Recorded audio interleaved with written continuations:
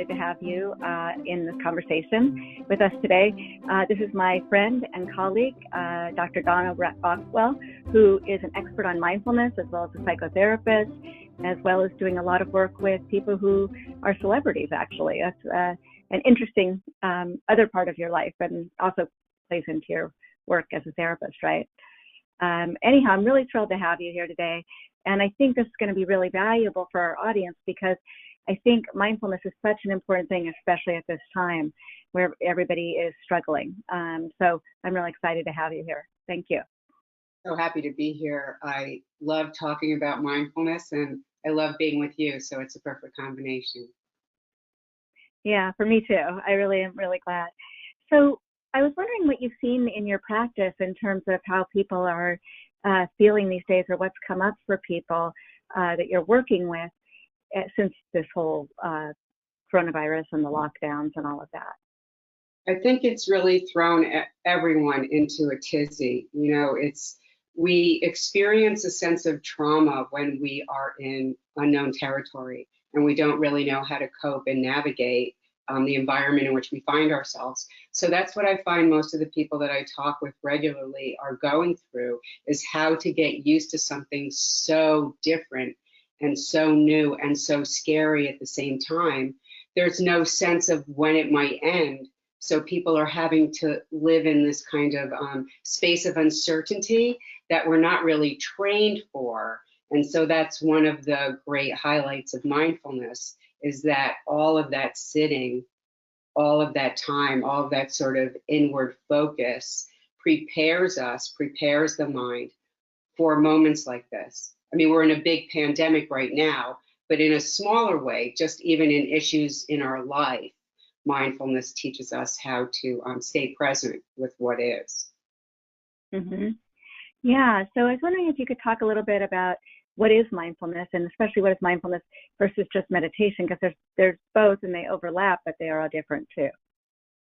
Certainly. Well, mindfulness is sort of a state of mind, if you will. It's about what we were just discussing, the ability to stay steadfast in our own saddles in our life, irrespective of what's happening, irrespective of whether this is a good thing or a bad thing.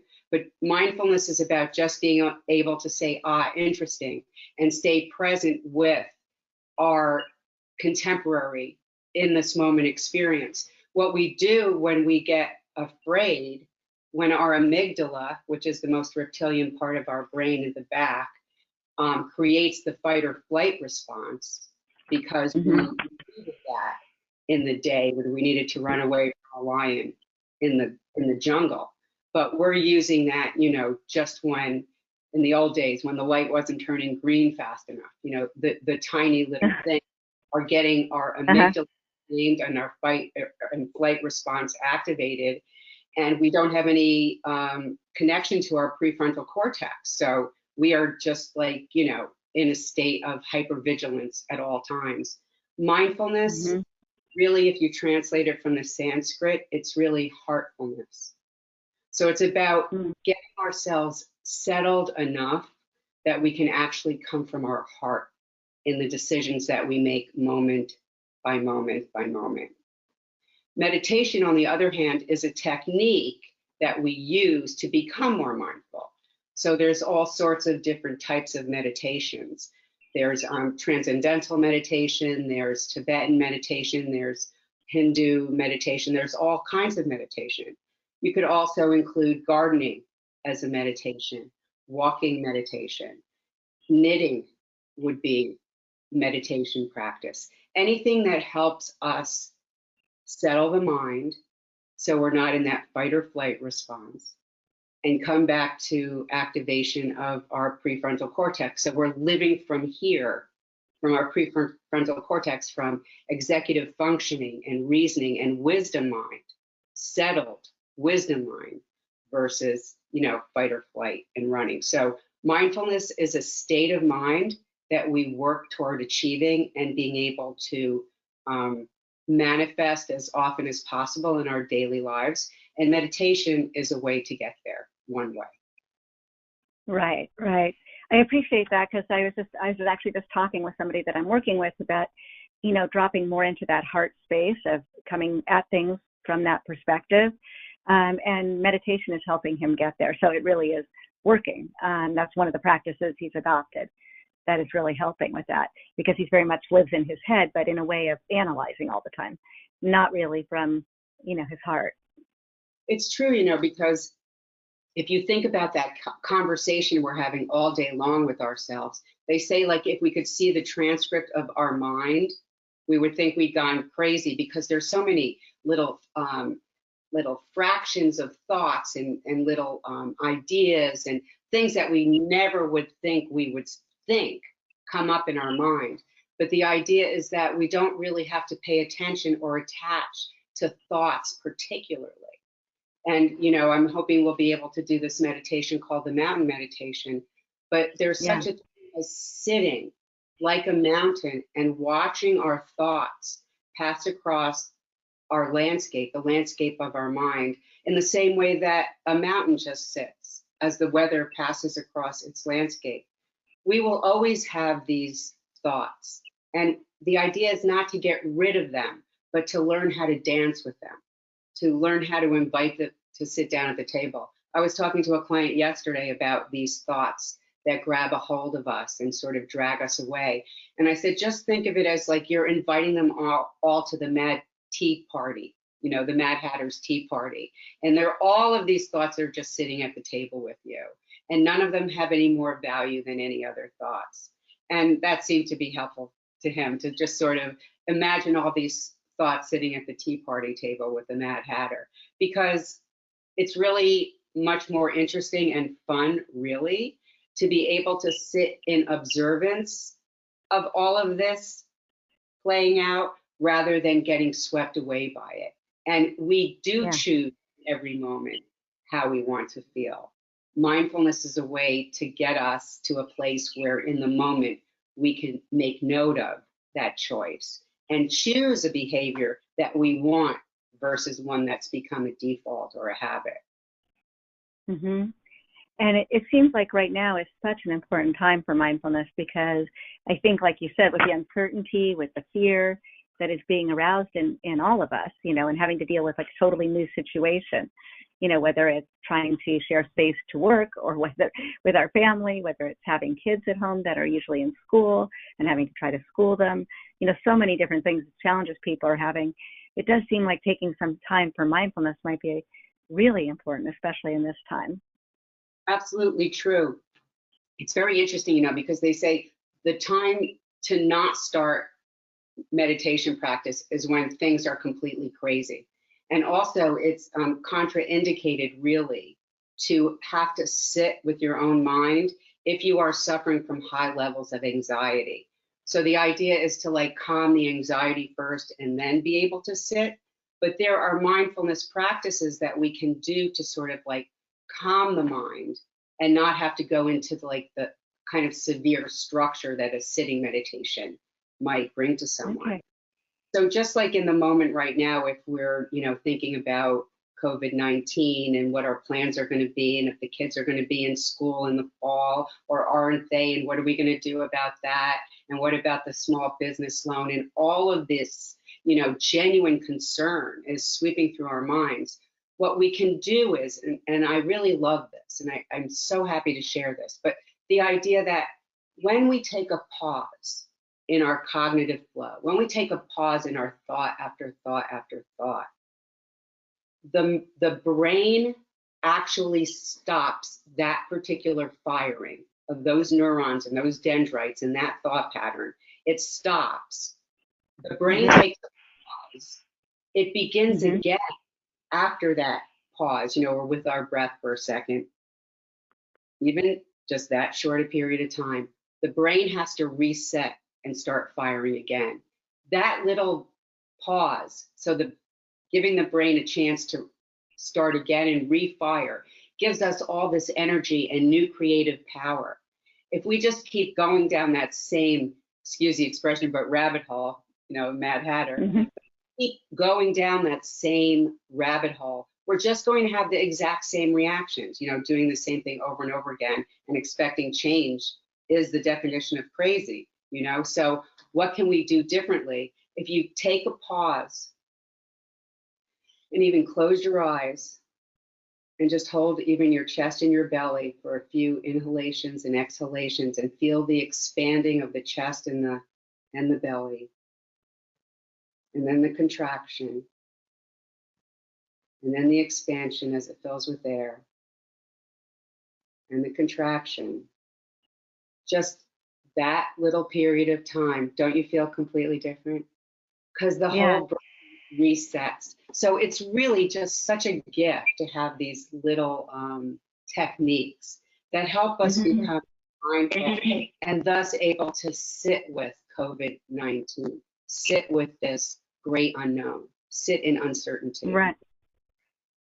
Pema Chodron, I love her writing. She says it's important to establish a sense of ground and groundlessness, which sounds a little scary, but if you think about it, it's about really just being able, like a gyroscope resets itself as the angle changes. Well, we can do the same thing. If we have a mindful presence and a grounded seat, if you will, in our chair or wherever we find ourselves, and we have this sort of primordial self-confidence, they call it, like really believing in ourselves, I can get through this, I can figure this out, then our entire being can settle. And we are able then, to face what's in this moment. Right. And I think that's so important. And I think, from that kind of calm place, we can make better decisions about how to deal with this new and challenging and more difficult situation, as opposed to when we're anxious and caught up in all the thoughts.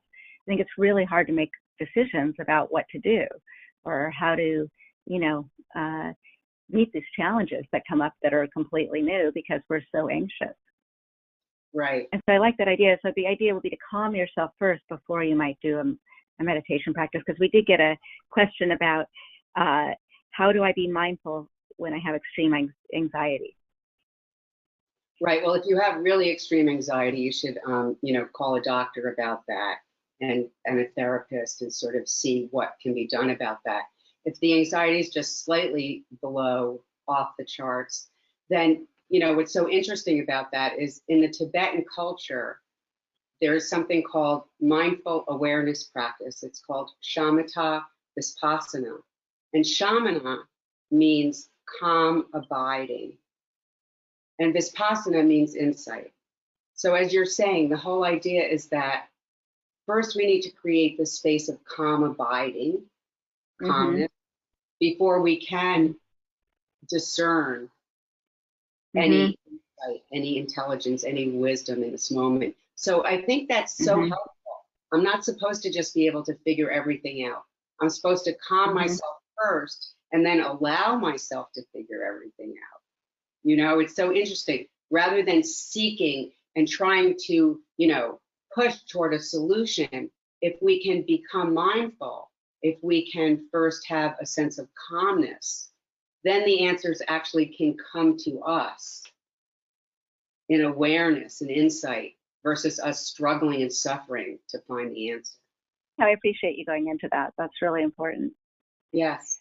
If we can create this sense of calm, abiding in a sense of calmness, then we can have this sort of intelligence to know what to do. And what's so interesting to me, Lisa, is maybe it's because I'm a clinical psychologist, but at the end of the day, to me, like spirituality comes down to like brain physiology. It's how can we train our brains? How can we choose ourselves in the moment? How to decide what to do right now? What's for the highest good? And that comes through mindfulness, this sense of being settled.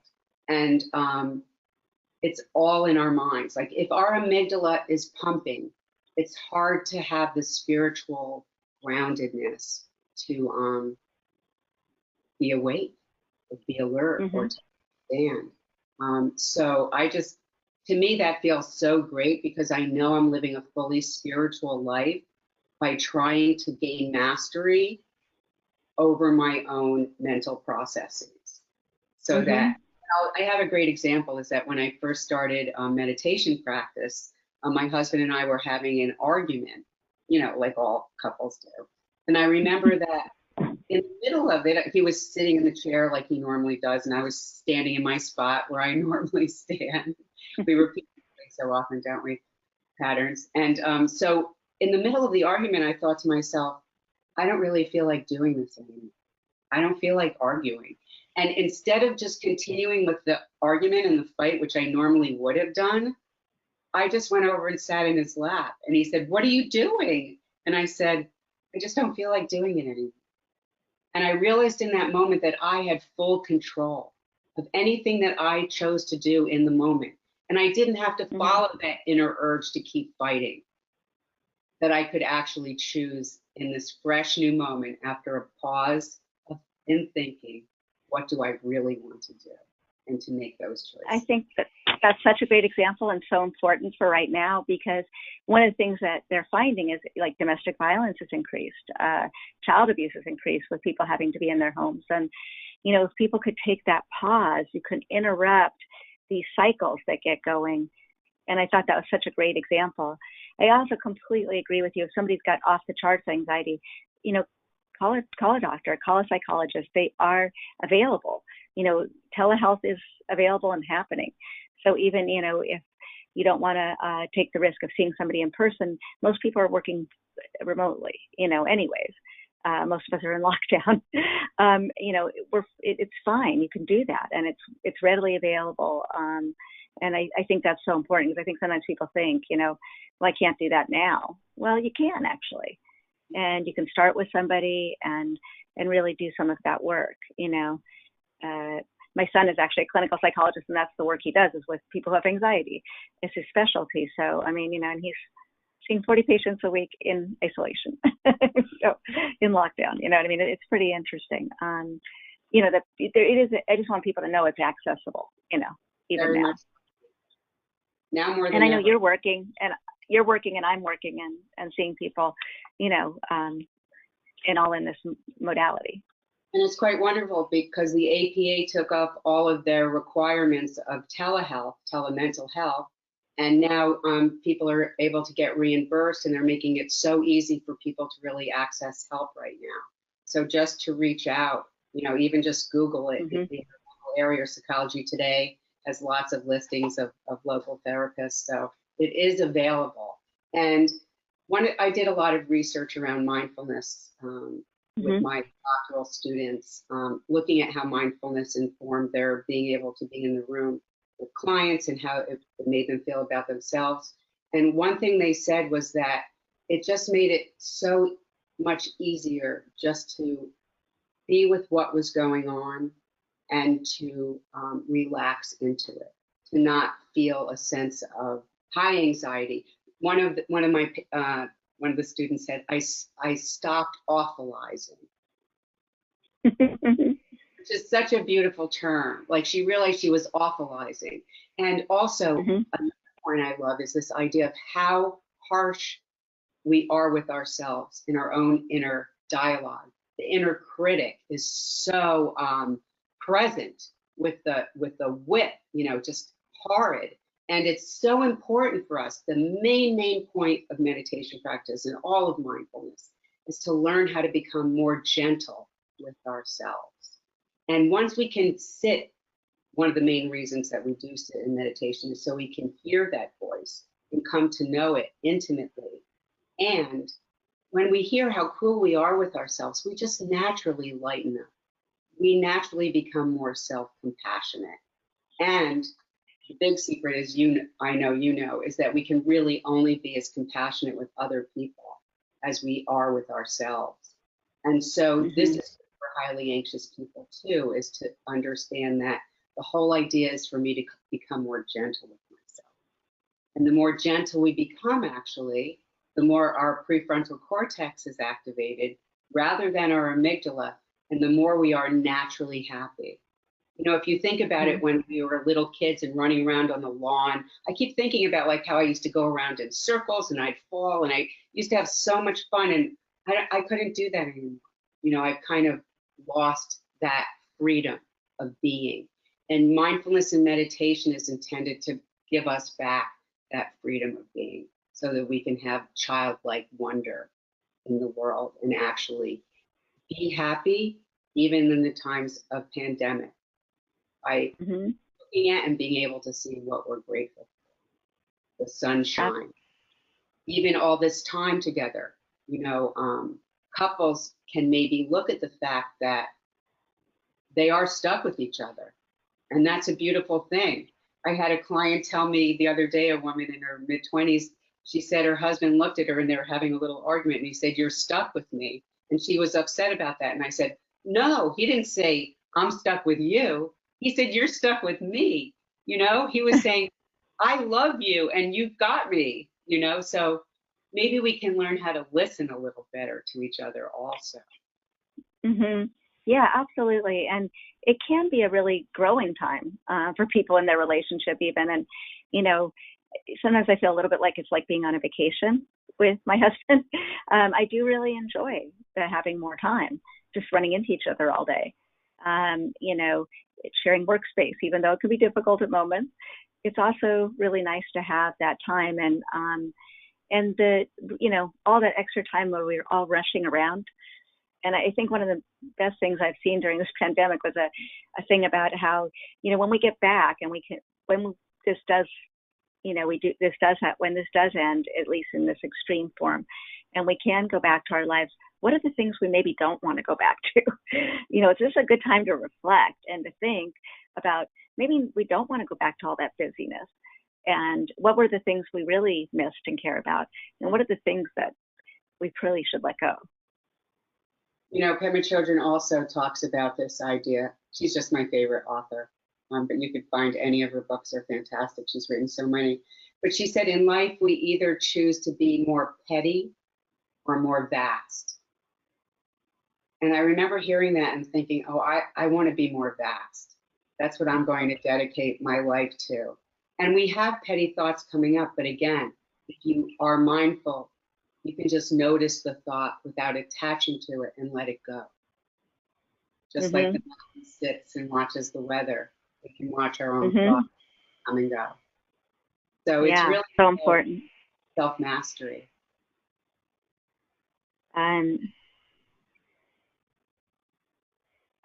So one person said that they had heard that a recommendation for mindful hand washing. What are some ways people can be more mindful during this time?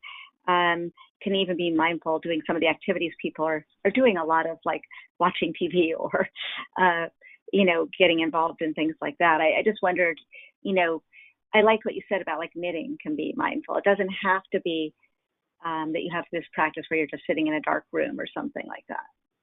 Right, because the main point really is just to come up with this calmness, to calm our physiology. When the amygdala is going, that fight or flight response, our sympathetic nervous system is activated. So it's supposed to be adrenaline filled. And what we're really trying to do right now is activate the parasympathetic nervous system, which is calmness, peace, space. And we can do that. We did it just before, just by breathing in and out a few times, our breath and our chest and our belly. And just in a few seconds, we can do that. So those are the things that people can do right now, just this sort of mindfulness. The other thing I recommend is if you're in an area where you can get out and walk around to see a green leaf or nature, that is so organically healing. We have to think about where we came from. We were nomadic people at a point. It's in our DNA. We need to move around. We need to be in motion. And so I recommend that too. That's a mindful practice of just going for a walk with the family or a walk by yourself. And if you find that your mind is caught in worry, just simply feel your feet on the earth. See the piece of ground in front of you.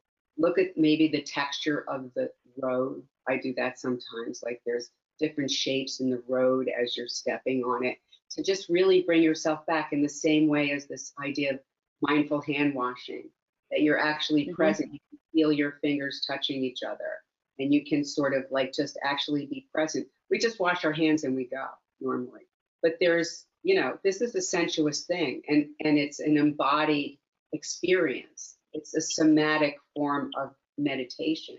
So all these little gestures clear our mind and let it be able to experience more joy.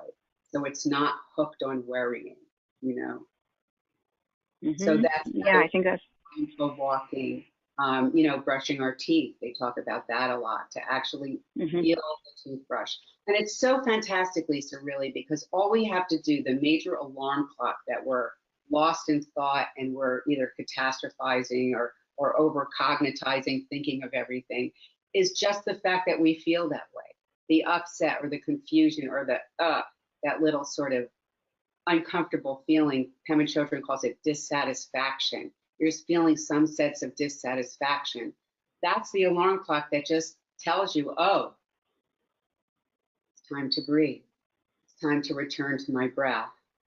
Become centered, some sense of calm abiding, and then I will feel so much better. So the thing that we are trying to get rid of the most is the thing that we need to welcome in and say, oh, right. This is the reminder to take a mind break. Yeah, so important.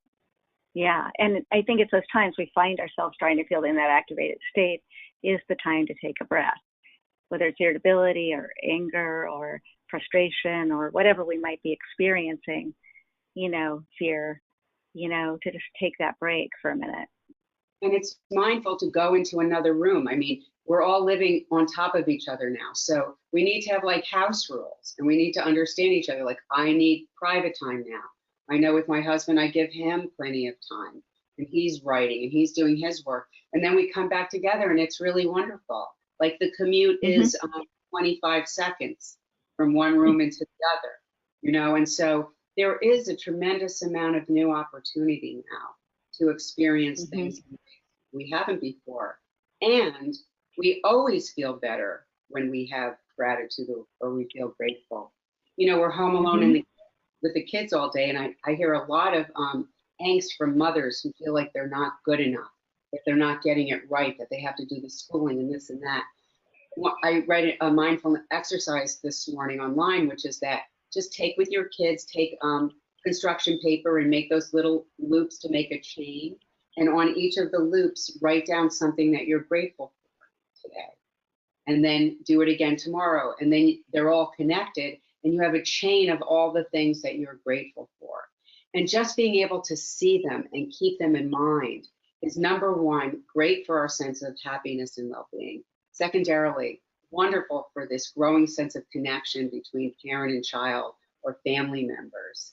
And there's just great opportunity to care about the things that are important, that are vast, that are meaningful to us now, and to take note of that which is petty and that which doesn't really matter anymore.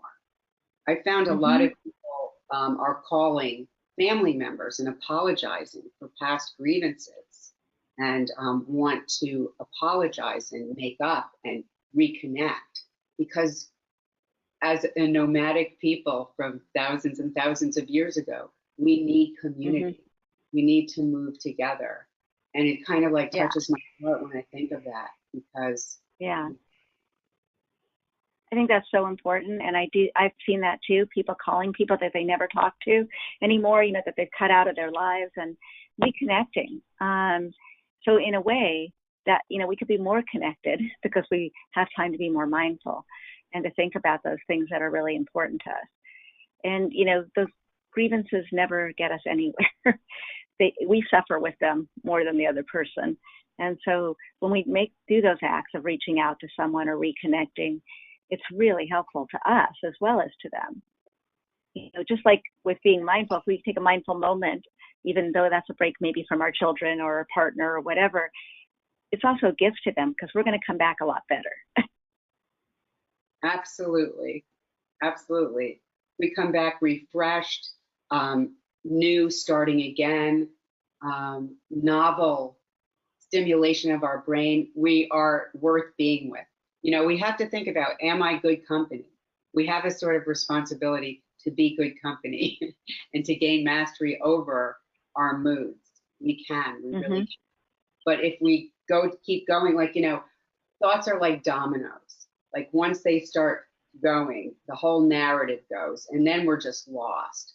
But what mindfulness does is it helps us maybe discover that domino fall at the 8th domino rather than the 100th domino, so that we pull ourselves back quicker now.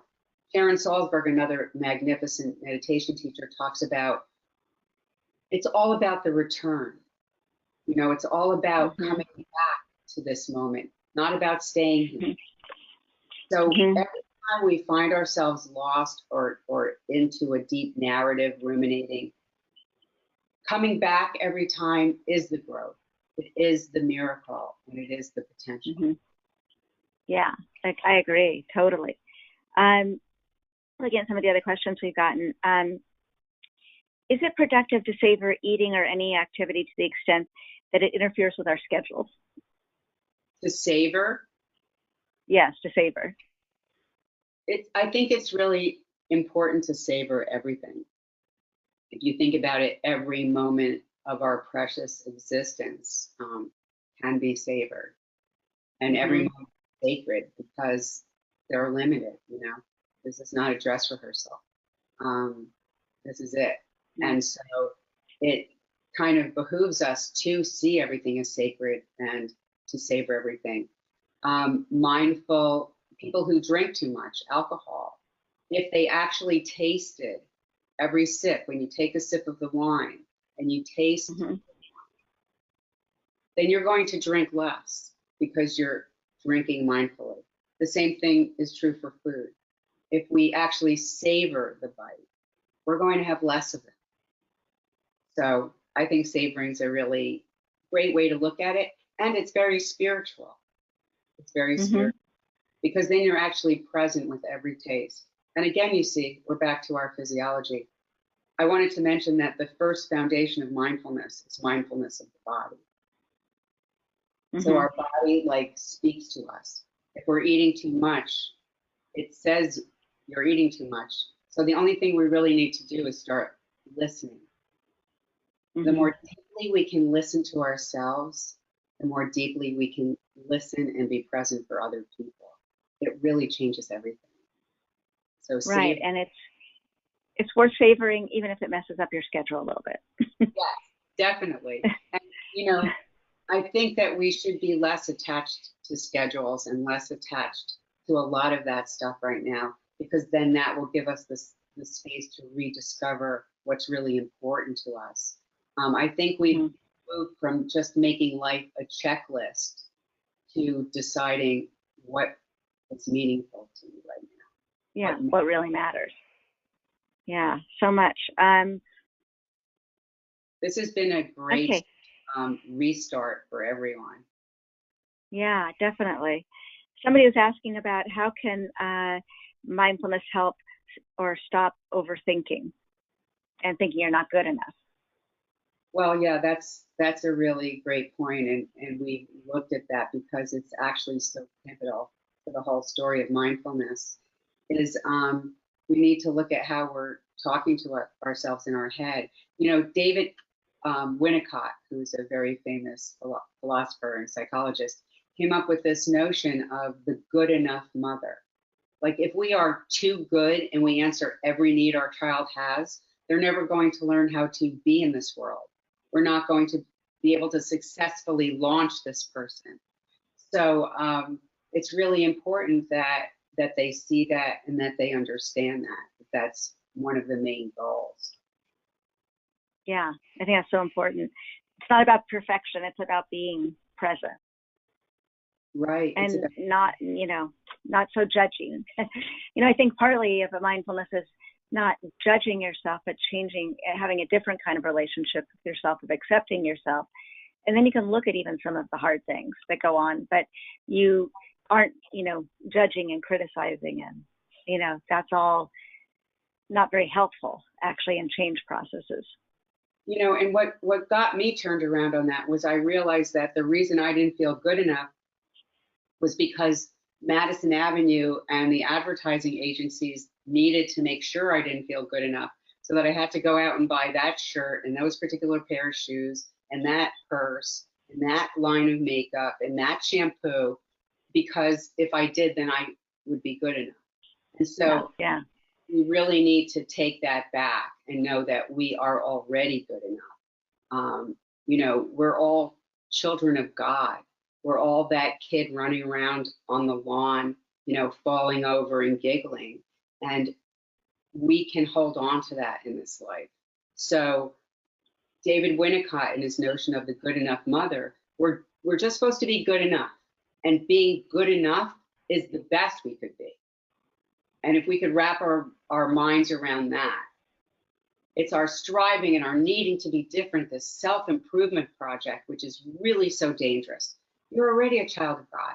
You're perfect just the way you are. I remember, because I was tough on myself too. I remember someone saying, you're perfect in your imperfection. And I was like, oh, I'm done. I'm perfect in my imperfection. Cool, I try hard enough.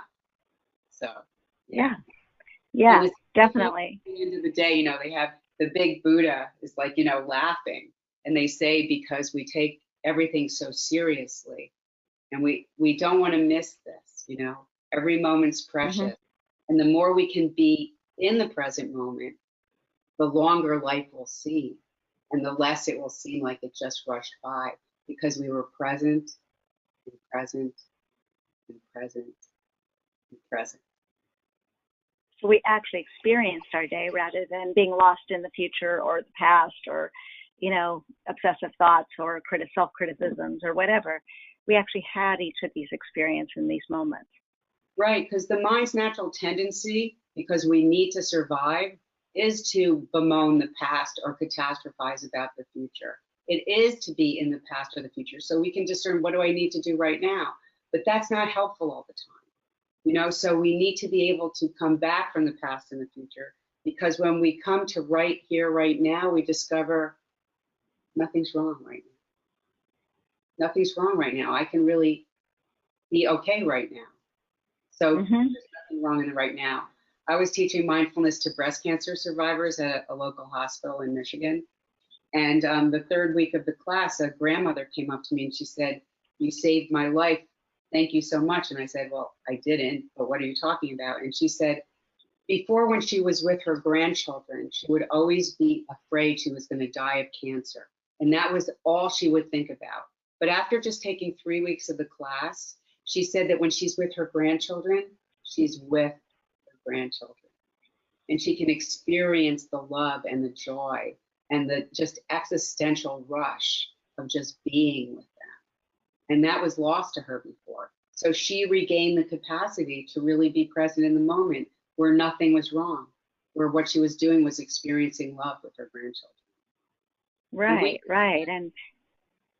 And she could have those moments that she wouldn't have if she's just worrying about dying, instead of losing it. Yeah. Our minds are always going to be in thought. So it's about how we come back. Like Sharon Salzberg says, it's all about the return. And scientifically, Sarah Lazar, in her groundbreaking 2005 study, found that the brains of long-term meditators had thicker cortexes. And that is from that constant returning, the coming back to now, back to now. That's a whole new neuron and dendrite bundle that is created every time we come back. And then that can become a default. That's why we can come back after the 8th domino instead of the 100th. That's why in the middle of an argument, you can go sit on your husband's lap because you don't feel like doing it. You can actually. Yeah, it's so important. And we can actually change our brains, literally with meditation. We now know from those kind of studies. And, have more that ability to come back, I think some people feel like they're failing if they're not in the mindful state at every minute, but nobody's going to be, It's about the coming back that's important. Because I think some people get discouraged when they try to meditate that, oh, I got lost in my thoughts, or, oh, I got worried about this, or, oh, I felt this.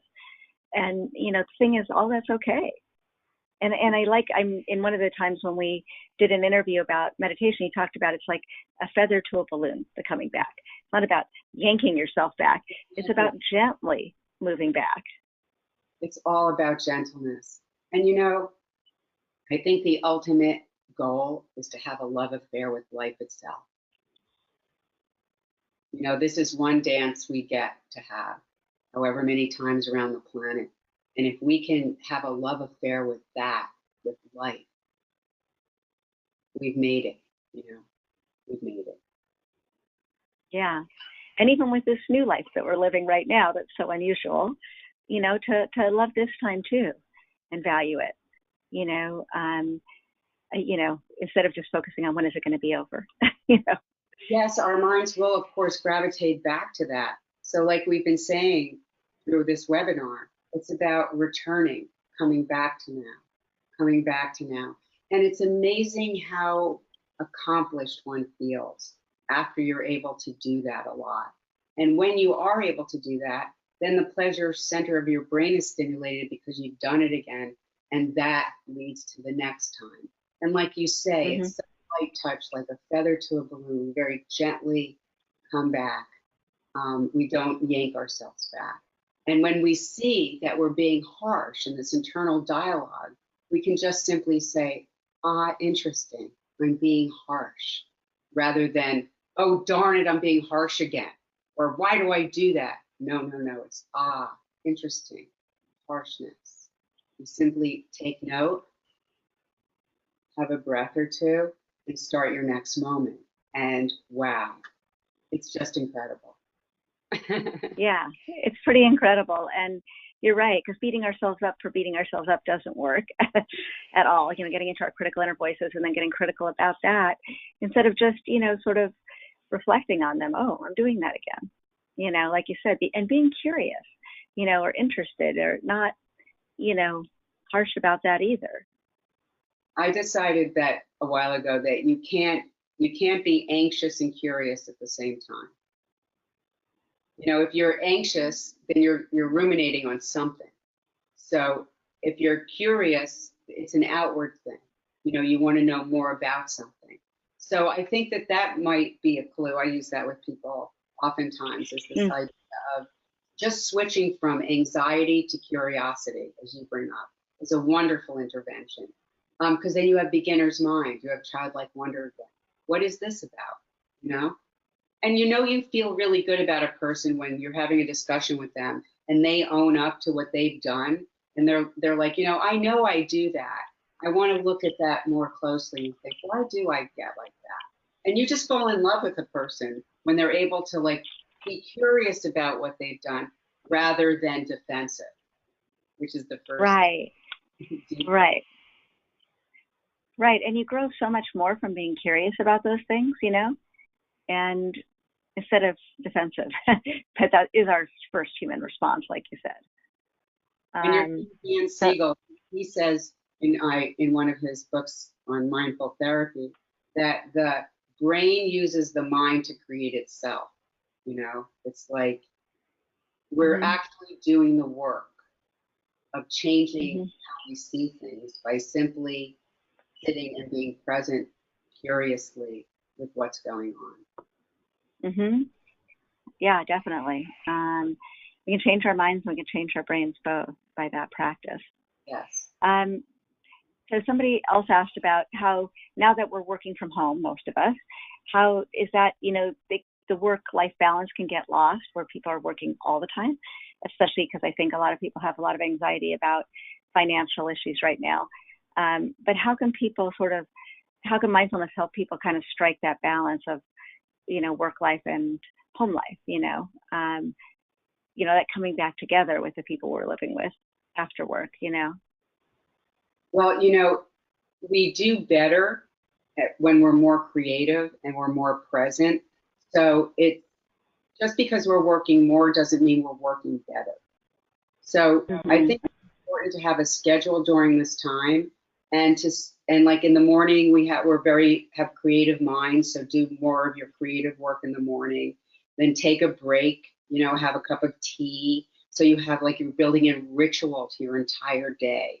And then after you have a cup of tea, then you can have maybe answer emails or, don't do that first thing in the morning because you're wasting all your brilliance. But do that maybe after tea, just before lunch. And then after lunch, then be at lunch. And anytime your mind is going to what you did in the morning or what you need to do in the afternoon, just very gently, like a feather to a balloon, just walk your mind back to the avocado you're eating or the iced tea you're sipping and fully taste it.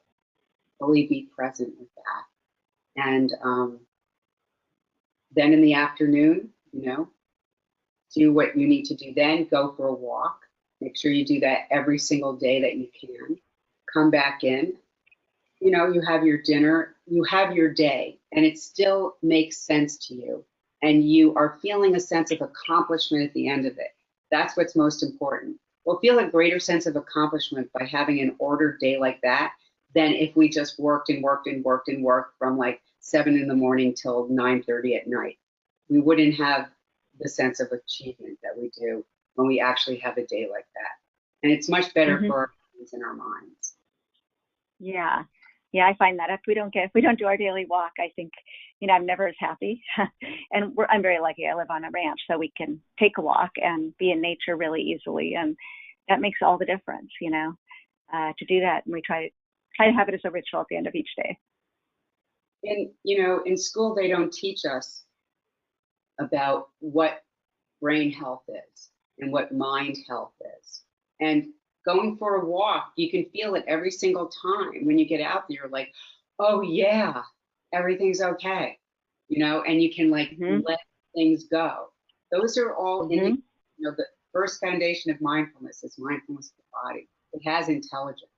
You can put your hand on your gut where you have this like gut mind and just say what's true right now. And the gut never lies to us. The other thing that's really important that we don't learn in school enough is we experience reality through our 5 senses, through what we smell and taste and see and touch and feel and hear. And that is a wonderful technique to returning to this present moment. When you find you're lost in thought or you're ruminating over an issue, simply see the green tree, taste the mint in your mouth, feel the breeze on your cheek, hear the birds. And before you know it, you're just transported back to now. So in Eastern meditation practices, using the 5 senses to return awareness to this moment right here, right now is always used. That's the template. And we have that 24/7. We have our bodies. We can return. So the main goal is not to stay in the present moment. The main goal is to train ourselves to be able to watch our mind, watch thoughts come and go without attaching to them. They're not all that meaningful. And to be able to just come back to the present, to breathe into the present moment. The only reason that we concentrate on the breath is as a vehicle to return to now. Because we have to breathe. So that's why it's used. It's not about breathing. It's about using it to clear out all those thoughts and come back to now. There's a lovely phrase in psychology. It's called meditation parts the veils of obscuration. So we are so obscure all the time. Like we have all these thoughts and we can't even like see what's going on. But mindfulness like helps us part veil of obscuration so we can see clearly and be present in this moment just by clearing away thoughts. They're going to come rushing back, but the veil is parted and we're here. And in those glimpses, and we're here and experiencing. Yes, we're re-energized.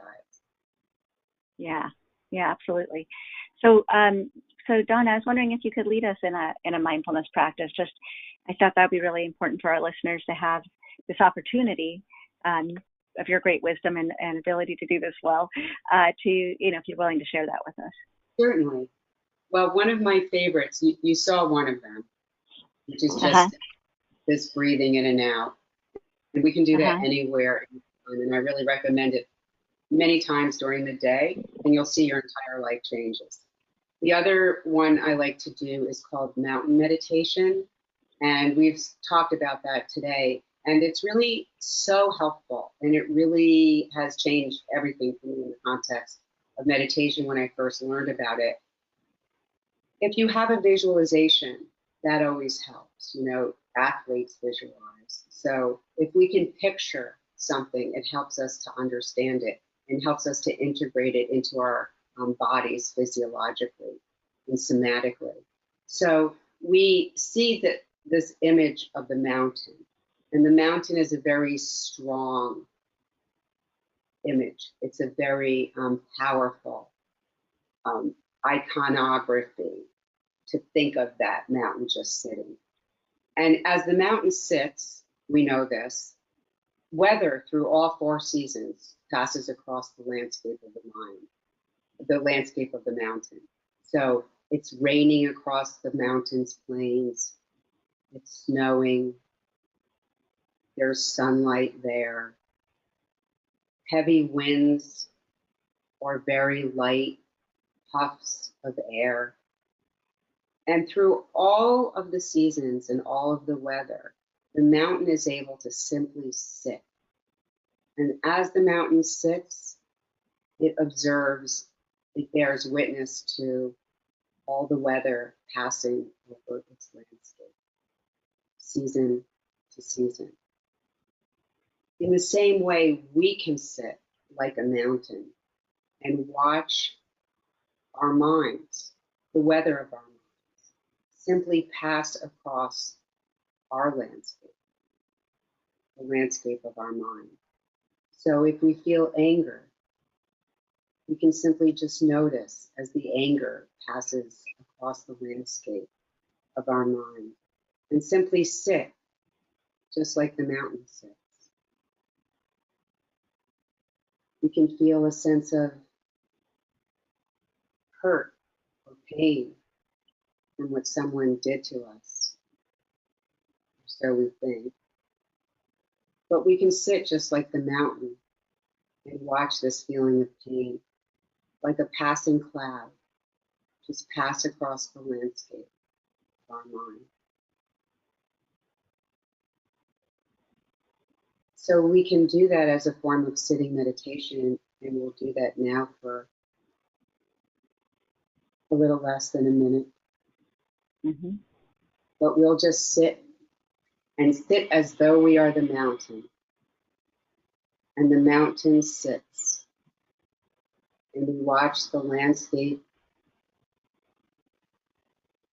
of the mountain, of our mind, as thoughts pass across like weather.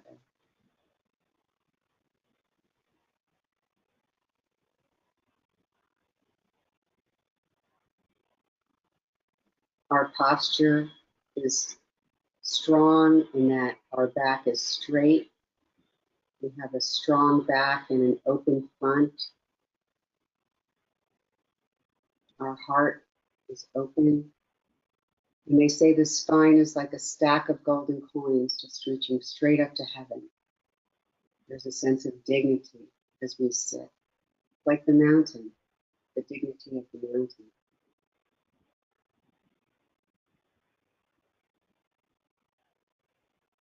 Before we know it, we'll be feeling a feeling. Is it jealousy? Is it pride?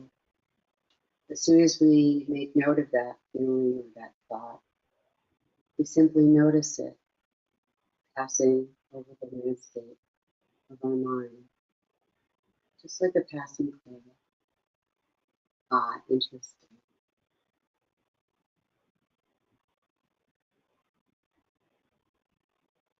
As the mountain just sits and observes the weather, we too can sit just like the mountain, without judgment, simply bear witness. All the thoughts and feelings passing across the landscape of our mind.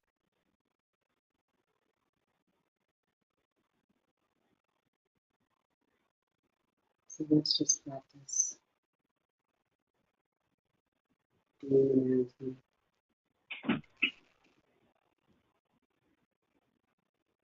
Moving strongly with dignity.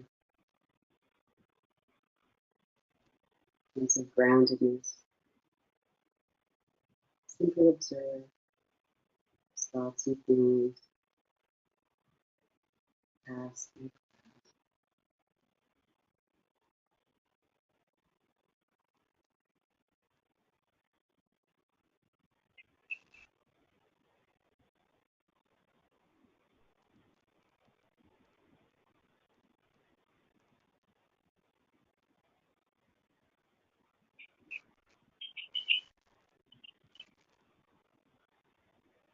the mind gets swept into thought.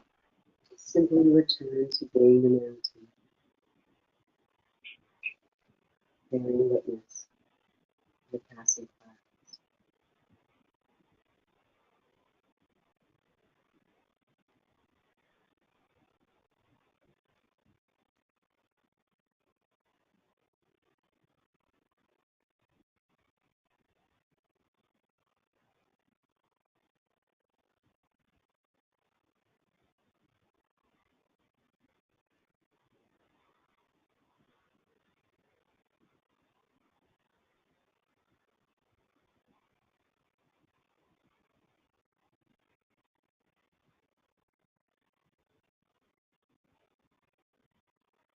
And when you're ready, you can very gently bring your awareness back into the room. Take a minute before you open your eyes. And open them with a soft focus. Give yourself time to reorient to the room, reacclimate.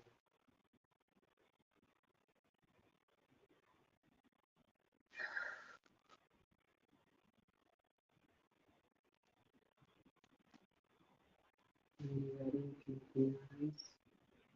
Go into the space. Thank you.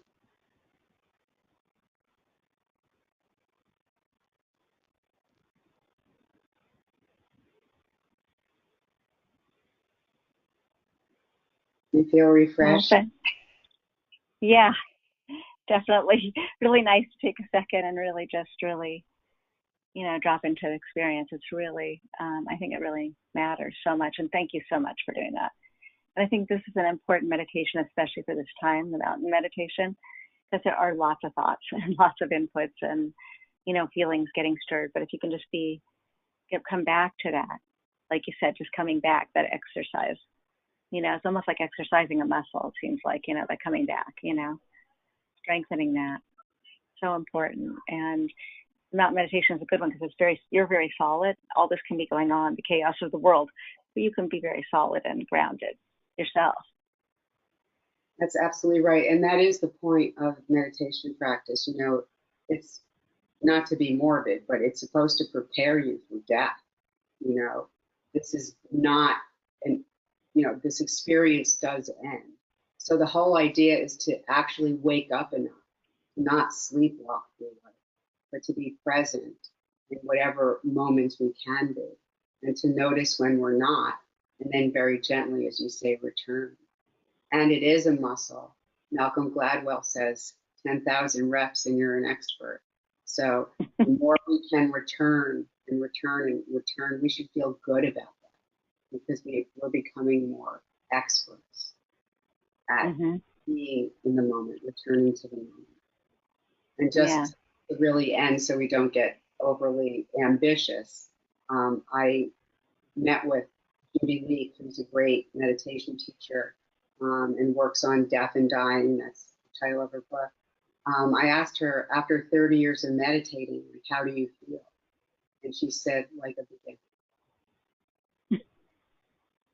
So every meditation is a new beginning, and a new to experience.